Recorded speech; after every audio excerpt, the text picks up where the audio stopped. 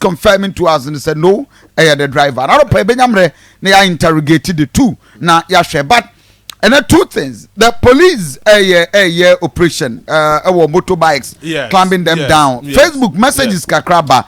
Mamenya some of the messages na Akoma this is the operation of police for okay. Now read some of the Facebook messages kakraba young call your team for her. Kofi messages no do na amache Anthony Alex Esrifi or say good morning Kofi.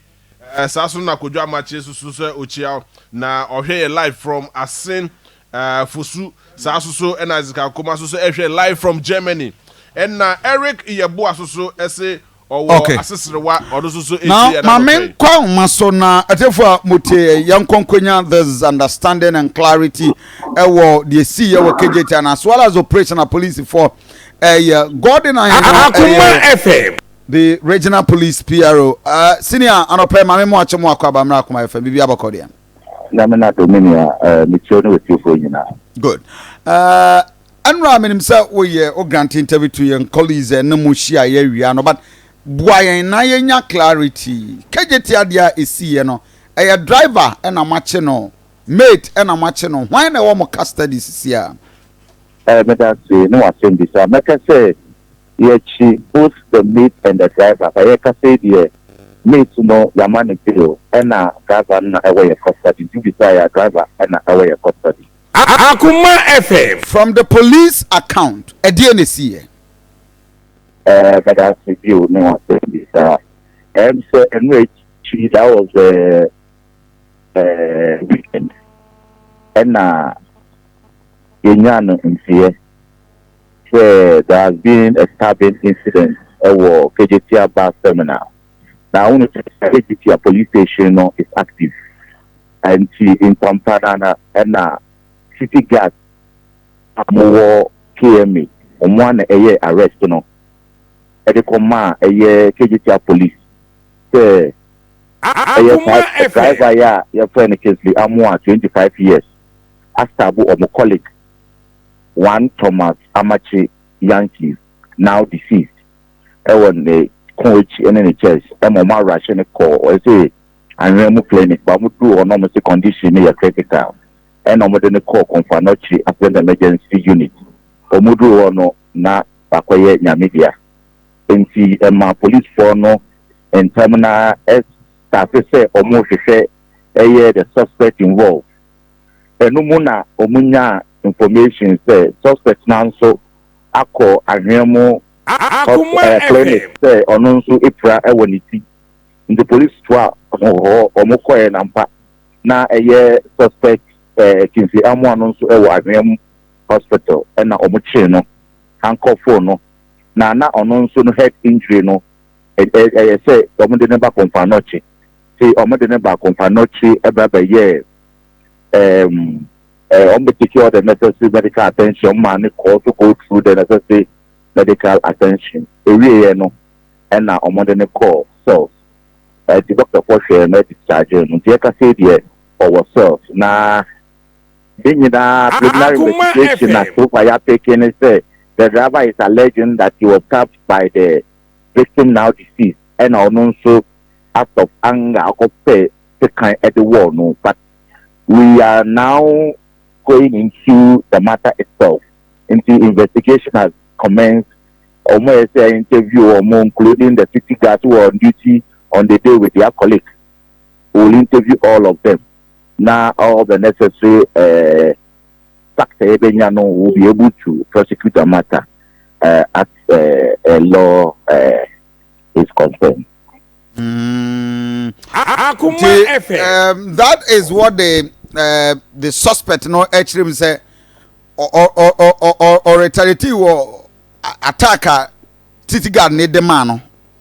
Exactly. Or no can, but almost say it is his word against perhaps disease dead and gone. But it is his word against disease almost some this year.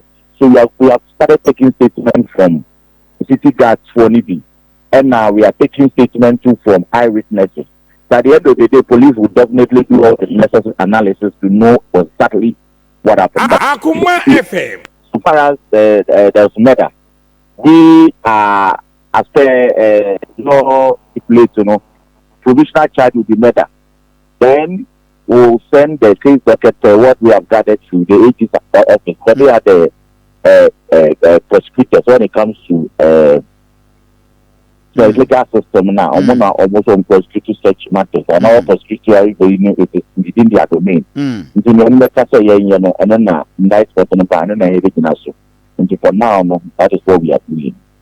Does it mean say mate in Ruby and play I want to kind of course in one?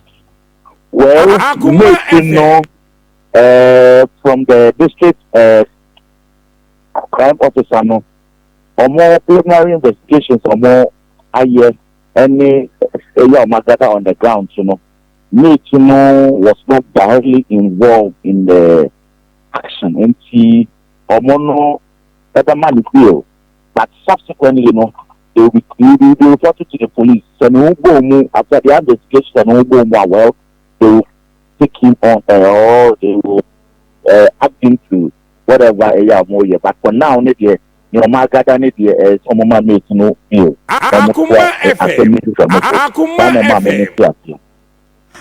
Gordon, are there way raise a lot of issues on the collaboration between the police, the assembly, as well as the city guards?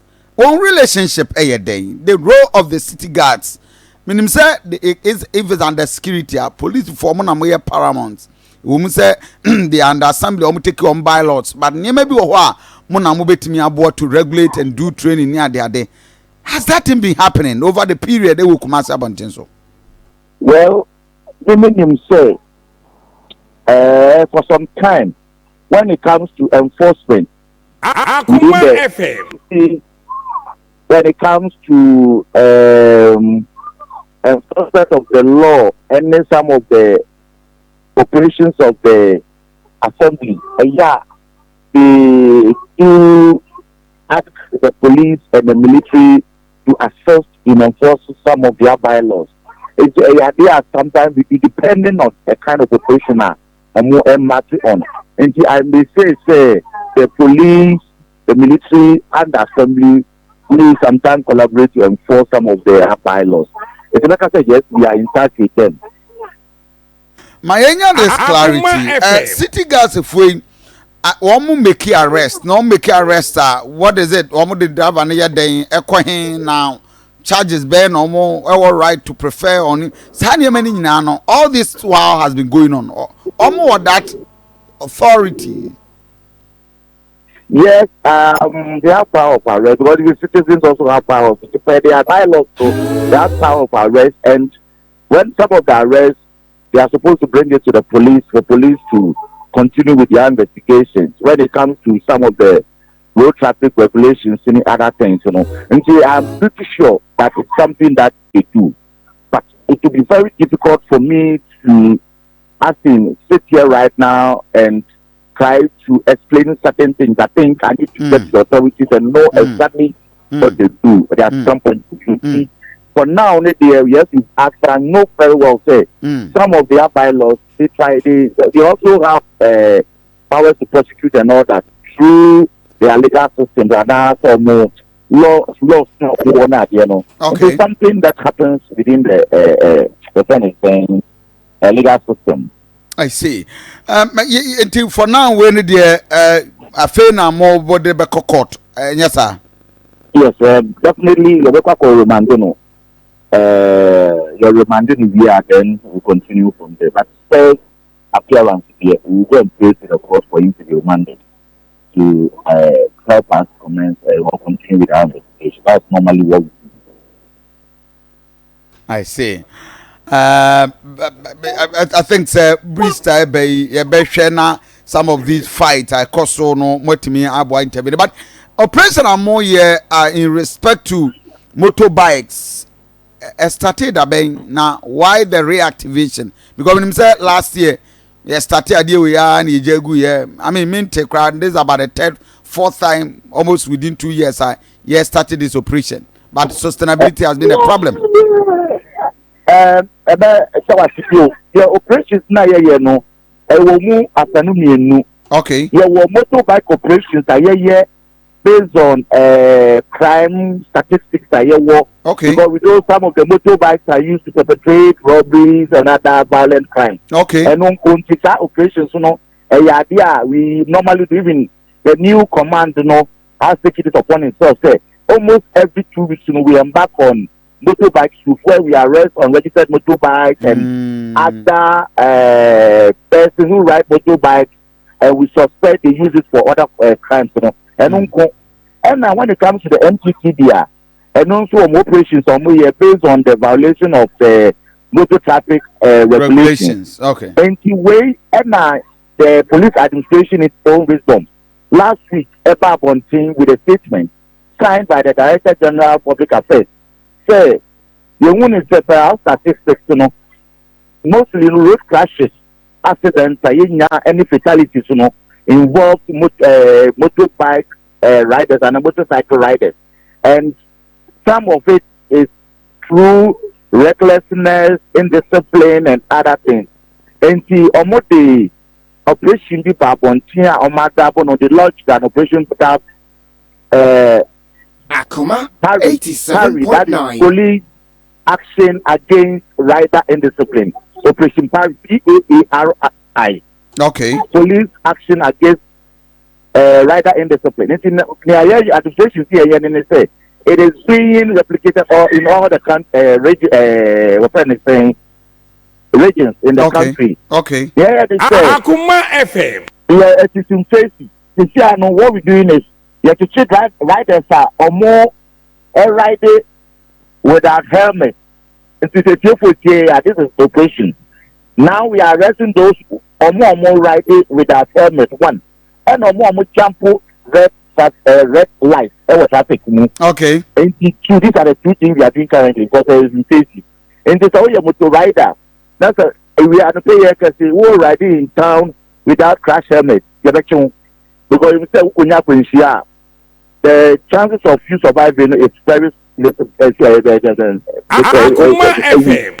the can say because the time we can get statistics in the in the police administration I said yes say you better record any fatalities because medical authorities also complain it's cases coming to their friend saying I say involving motor some of these things are the causes and into Nama administration they take it that way into when you ride with a helmet you be arrested and two if I red light man you be arrested and then you call major traffic intersection example Abu traffic light crossing traffic light into your packet your motorbikes Akoma FM. red light na achu then na you go who say the started say yes operation and mo bia than ho so after you go say motorbike ride the baby you saw red pe and we gina you saw red pe na we gina so into you wouldn't say now people are now obeying the red light and not road traffic regulation you see and motorbikers now previously almost jump red light in something that God Mr. Adia way hame ahomache I mean we any Akoma FM. about 80% of the drivers any motorbikes any light motorbikes abobo yafui wo mu nyina bola yi negu so na omu tigu kuremu omu nka ho ana in my submission I indicate that it is going to be in phases until we are rolling out the operation until when I have phase one. Okay. Subsequently, we will turn our attention to other offenses. Into Sana Akwakoye. Until there, I can say the operation is also in transport starting last week and and to us other regions also started reducing fatalities on the major roads and other road intersections. And Mnantia do say motorbike do say and Ramochino now we arrested 1,000 of them. So maybe my memory serves me right. And now the call at Awase was over 20 motorbike offenses nowhere riding through red lights or jumping red light and then riding without crash helmet. And then they do call. You see, they will be sent to court because the instruction is they should be sent to court. Now, Minim so say nobody say was actually and Tiasu ba Tiasu ni oh what you have say no offense jumping red light so we get na say Ochinan was an jumping red light bio there na say wa tampa it is say who could jump fine and that I'm sure so it's going to be a question to you next time right there put the traffic light and you obey the traffic light something you are using this opportunity to caution all those listening to us say and change what over say so but when you get you the law will take it home court that's like would you ride the motor and prayer okay that's all flash and copy message and ko jump red light na police go omunyo then na say yet ibuma yet bimuno that munso call without police arresting them because they were obeying the road traffic regulations. Okay, Gordon Anope, I am more than grateful. Bibini Amesanton Safro. No, sir, no, that me da say hi Akoma 87.9 FM. Me ba to bet me join in on our Facebook page na Anope Oba Spaghetti. Oba spaghetti. But what na pebi na ensuya tutoi menya mfe na akoko